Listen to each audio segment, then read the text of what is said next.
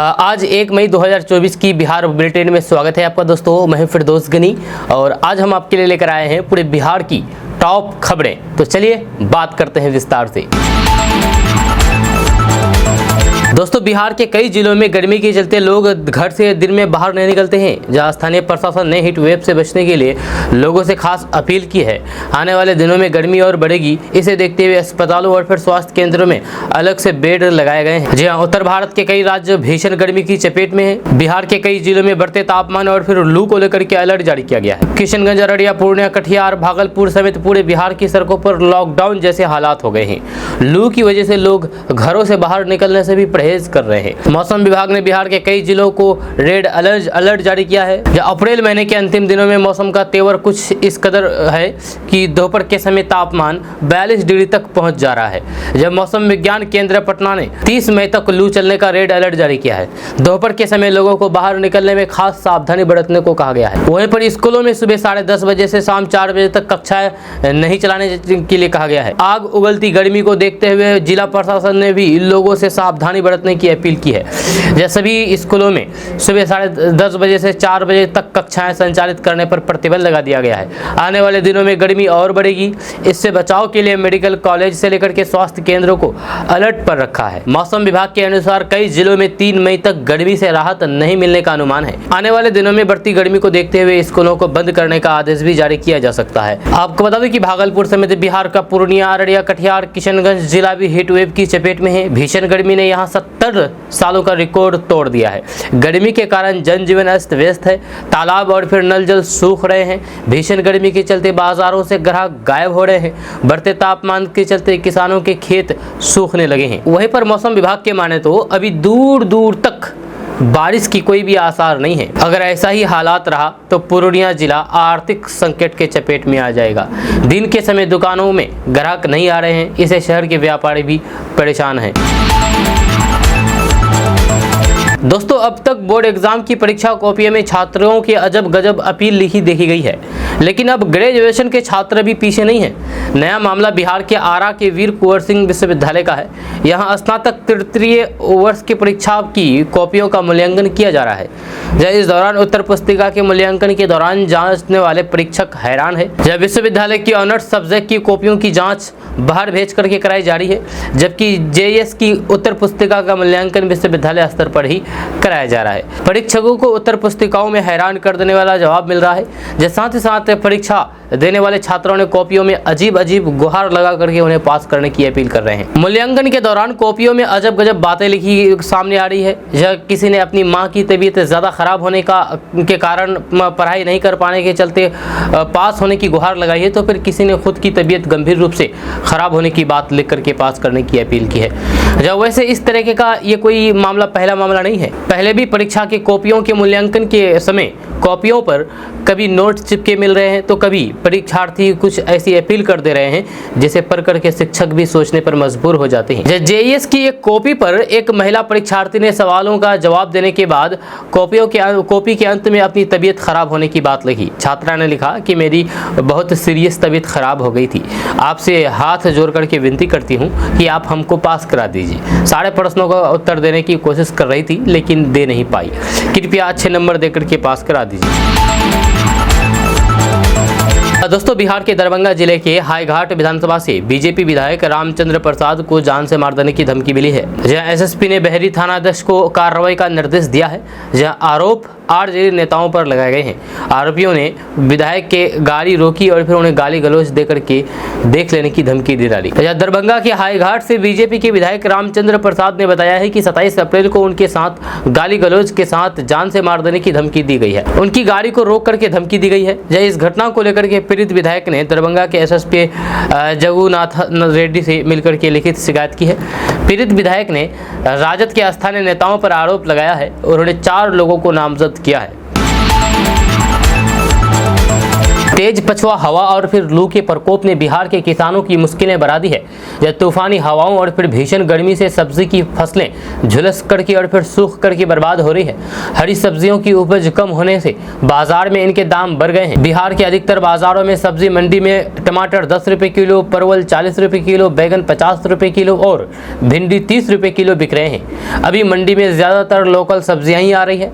यह किसानों का कहना है कि लू और गर्मी में खेतों में ही सब्जियां सूख गई है। बार बार सिंचाई से लागत बढ़ रही है, पैदावार कम होने की आशंका है।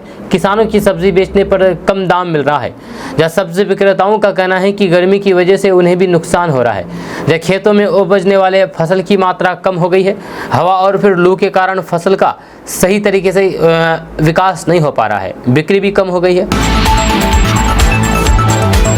बेगूसराय के सांसद गिरिराज सिंह अक्सर हिंदू मुस्लिम करने के नाम पर जाने जाते हैं। जी हाँ, गिरिराज सिंह ने कांग्रेस पर मची भगदड़ पर ताज़ा हमला बोलते हुए कहा है कि कांग्रेस पार्टी बहादुर शाह जफर की तरह मुगल सल्तनत की अंतिम कड़ी है, अंतिम फेज है। तो फिर वे मंदिरों को सरकारी नियंत्रण से मस्जिद और फिर वक्फ बोर्ड की तरह स्वतंत्र करने का समर्थन किया है। उन्होंने कहा है कि कांग्रेस पार्टी परिवारवाद का सबसे बड़ा परिचारक है।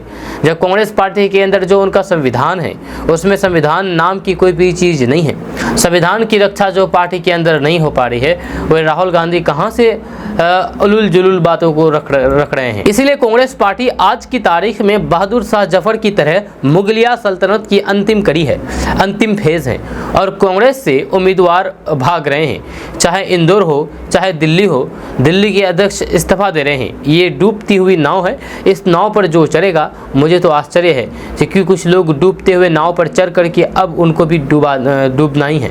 गिरिराज सिंह ने कहा है कि देखिए, आज़ादी के बाद से ही सनातन धार्मिक स्थलों से ऐसा दुर्व्यवहार किया गया कि इन्हें राज्यों में उनके ऊपर ट्रस्ट बनाया गया।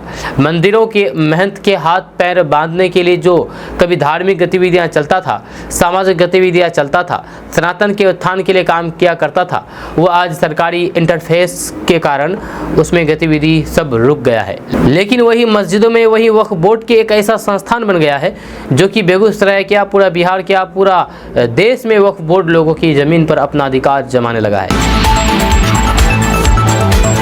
दोस्तों, लोगों के मन में आज भी बिहार को लेकर के काफ़ी गलत धारणाएं हैं। इसे आज भी कुछ लोग गरीब राज्य के नाम से ही जानते हैं बिहार को। इस बात से हटकर देखें तो फिर इस राज्य में यानी कि अपना बिहार में आपको कई ऐसी खूबसूरत जगह देखने को मिल जाएगी जिसकी शायद ही आपने कल्पना की होगी। जब बिहार में कई ऐसे पर्यटक स्थल हैं जहां पूरे साल टूरिस्ट का आना जाना लगा रहता है। जब गर्मियों में कहीं घूमने का प्लान बना रहे हैं तो फिर बिहार के इन टूरिस्ट स्पॉट को जरूर एक बार एक्सप्लोर करें। जब गर्मियों के मौसम में आप बिहार के चुनिंदा वाटरफॉल घूमने में आने का लुत्फ उठा सकते हैं। जब प्राकृतिक की गोद में बसे झरनों की खूबसूरत आपका मन मोह लेगी। जब ऐसा भी हो सकता है कि नेचुरल ब्यूटी को देख करके आपको शायद वहां से लौट करके आने का मन भी ना हो। ऊंची ऊंची पहाड़ियों के बीच गिरती झरने की खूबसूरती देखते ही बनती है। जी हाँ, पिकनिक से लेकर के फैमिली टाइम एंजॉय करने के लिए आप इन जगहों पर जा सकते हैं। इस झुलसा देने वाली गर्मी में अगर आप कुछ पल सुकून की तलाश कर रहे हैं तो फिर एक बार आपको बिहार की सैर जरूर करना चाहिए। हम आपको बता रहे हैं कि आखिर कौन कौन से जगह है जहां पर आप जा सकते हैं। तो सबसे पहले बात करते हैं करकटगढ़ वाटरफॉल बिहार के बारे में। तो करकटगढ़ वाटरफॉल छुट्टी मनाने का एक बेहतरीन स्पॉट है, जगह है। यहाँ आप अपने दोस्तों और फिर परिवार के साथ भी जा सकते हैं। बिहार के कैमूर जिले से ये सिर्फ 35 किलोमीटर की दूरी पर स्थित है। वाटरफॉल के अलावा पर्यटक के लिए यहाँ पर इको पार्क भी बनाया गया है। इसके अलावा यहाँ पर मगरमच्छों का संरक्षण केंद्र भी है। इस वाटरफॉल में कर्मनाशा नदी का पानी भी आता है, जब 500 फीट की ऊंची से गिरती पानी की धारा की खूबसूरती देखने ही बनती है। उसके बाद बात करते हैं ककोलत झरना के बारे में। तो नवादा में स्थित ये झरना बेहद खास है। भीषण गर्मी के बाद भी यहाँ का पानी हमेशा ठंडा ही रहता है। यह 150 फीट की ऊंचाई से गिरते पानी की खूबसूरती देखने लायक होती है। पौराणिक गाथाओं में ऐसी मान्यता है कि ऋषि के श्राप की वजह से यहाँ राजा सांप में बदल गया था, जिसके बाद से वह इस जल प्रलय में आकर के रहने लगा था। उसके बाद बात करते हैं मंझर कुंड के बारे में। तो मंझर कुंड सासाराम मुख्यालय से महज 10 किलोमीटर की दूरी पर स्थित है। झरने के चारों ओर घना जंगल इनकी खूबसूरती में चार चांद लगा देते हैं। पहाड़ की चट्टानों के टेढ़े मेढ़े रास्ते से होते हुए पानी गुजरती है और आगे जाकर के धुआं कुंड के जरिए 130 फीट की ऊंचाई से गिरती है। वीकेंड पर आप यहां फैमिली और फिर दोस्तों के साथ घूमने जा सकते हैं। उसके बाद बात करते हैं तिलहर झरना के बारे में। तो कैमूर के भभुआ औधोरा मार्ग पर स्थित इस झरने को तिलहर कुंड भी कहा जाता है। ये दुर्गावती नदी के पास स्थित है। यह चारों ओर विशाल पेड़ों से घिरे होने के कारण यह जगह बहुत ठंडी रहती है।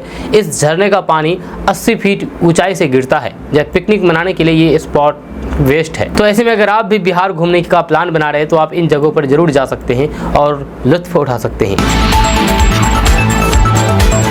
लोकसभा चुनाव चल रहा है और लोकसभा चुनाव के बीच अगर आप किसी भी तरीके की अगर आप धार्मिक खबरें फैलाते हैं या फिर संवेदनशील कोई ऐसी पोस्ट करते हैं जिससे लड़ाई हो और भी बहुत सारी ऐसी पोस्ट करते हैं जो कानूनी दायरे में नहीं आते हैं तो आप समझ जाइए, नहीं तो फिर आप पर भारी पड़ सकता है। क्योंकि अभी प्रशासन की तरफ से 24 घंटा सोशल मीडिया पर नज़र रखी जा रही है। जी हाँ, अगर आप किसी भी तरीके का कोई भी धार्मिक खबर फैलाते हैं जिससे हानिकारक हो सकता है तो आप पर एक्शन हो सकता है। इसी को लेकर के एक जानकारी सामने आई है कि लोकसभा चुनाव जब से शुरू हुआ है अब तक कितने शिकायत आई हैं और क्या क्या हुआ है। तो आपको बता दूं कि बिहार में लोकसभा चुनाव के दौरान इंटरनेट मीडिया पर विवादित, संवेदनशील एवं भड़काऊ पोस्ट करने की 95 शिकायतें दर्ज की गई है। इनमें से 10 शिकायतों की गंभीरता और फिर संवेदनशीलता को देखते हुए आर्थिक अपराध इकाई यानी कि EOU ने प्राथमिकी दर्ज कराई है, यानी कि FIR दर्ज कराई है। इसके अलावा धार्मिक और विवादित पोस्ट करने वालों को चिन्हित करके उनके विरुद्ध अगरतर कानूनी कार्रवाई भी की जाएगी। इसके लिए संबंधित जिलों को EOU ने निर्देश दे दिया है। लोकसभा चुनाव की आचार संहिता लागू होने के बाद 16 मार्च से आर्थिक अपराध इकाई ने